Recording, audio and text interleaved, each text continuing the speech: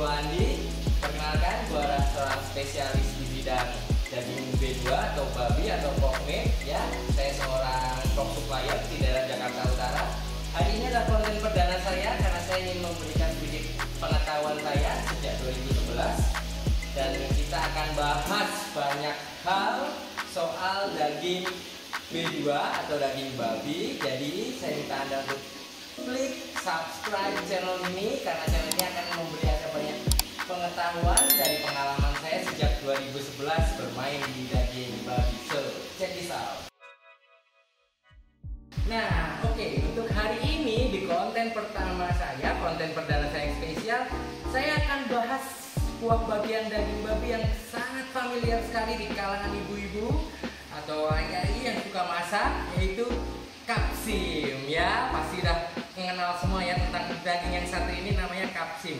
Nah, kenapa sih kita perlu bahas kapsim? Nah, nanti kita akan bahas detail bahwa kapsim di sini ada dua jenis.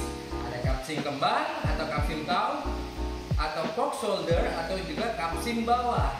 Beda atau sama nih? Nah, ini yang banyak sekali kalau Bapak Ibu semua datang ke pasar, pedagangnya nggak kasih tahu nih, pokoknya kapsim. Nah, dua hal ini berbeda. So, kita akan bahas ya. Kita udah siapin dua barang itu. Yuk, kita ambil ya.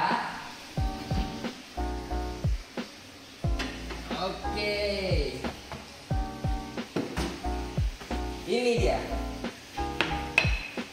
Kapsim. Di depan saya sekarang udah ada dua buah kapsim. Pertanyaannya, mana nih yang kapsim kembang, mana yang kapsim biasa? Nah, saat kita sudah berada di pasar, pasti kita akan kebingungan. Terutama di pasar ada banyak sekali daging babi yang udah dipotong-potong, dan kita pasti akan sulit membedakan mana kapsim kembang dan mana kapsim biasa. Apalagi kalau kita beli online, lebih susah lagi untuk menentukan barang yang dikirim ini kapsim kembang atau kapsim biasa nih. Terutama daging yang sudah digiling.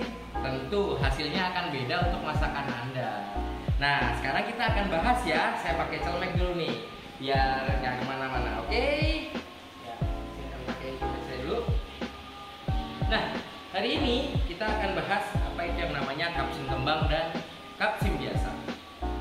Beda nggak sih? Tentu beda. Karena kapsim biasa ya cenderung memiliki serat yang lebih padat daripada kapsim kembang itu sendiri. Makanya kadang-kadang kapsim biasa itu kita pakai untuk barang-barang yang kita giling, atau kita tidak masak secara utuh, atau kita rebus dengan waktu yang cukup lama. Nah, ayo, ada yang bisa tebak dari kedua piring ini mana yang kapsim kembang dan mana yang kapsim biasa? Nah, yang di sebelah kiri saya adalah kapsim kembang. Ini dia. Dan yang di sebelah kanan saya kapsim biasa. Oke, kita bahas detail ya. Kapsim biasa letaknya itu pada posisi pada tubuh babi ya, itu letaknya ada di bagian bahu bawah. Ada di sininya, di depan, kaki depan ya. Kalau kaki belakang tentunya jadinya paha atau korban.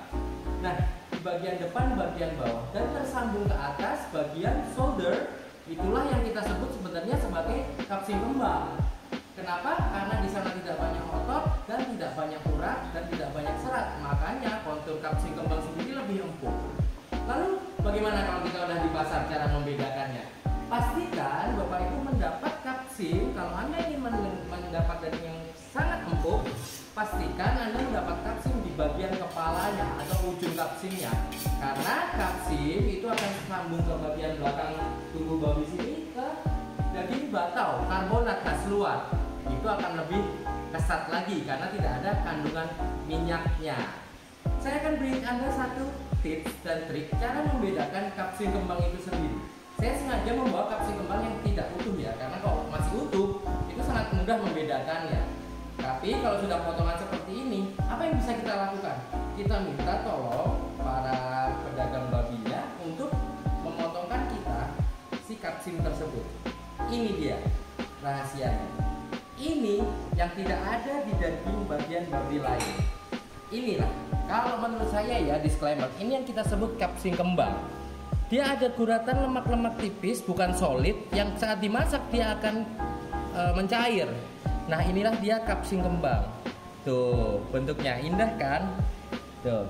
Kapsing kembang ini sangat empuk sekali dan bagus sekali untuk bikin babi merah, daging giling, bakso.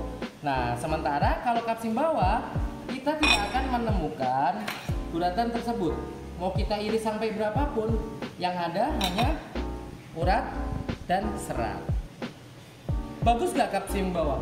Tentunya sangat bagus jika digunakan tepat sesuai kebutuhan kita. Hanya yang menjadi kendala kadang-kadang kita tidak mendapat barang yang kita mau, sehingga kita merasa kecewa. Aduh, kok dagingnya keras ya.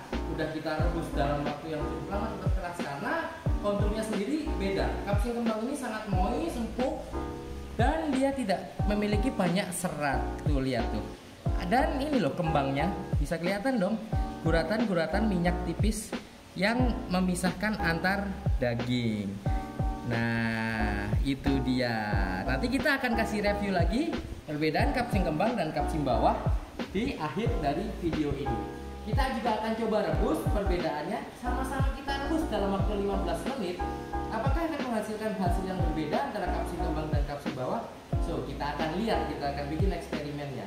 Jadi dengan video ini tujuan saya adalah Bapak Ibu tidak salah membeli atau tidak terkecoh dengan oknum-oknum yang menjual daging yang tidak tepat, karena harganya sendiri cukup berbeda jauh ya.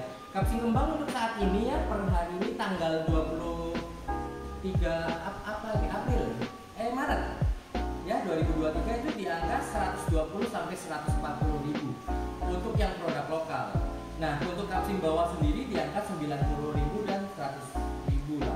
Jadi bedanya cukup jauh. Cuman kadang kita diberi kapsing bawah, kita tidak tahu bahwa barang itu kapsing bawah.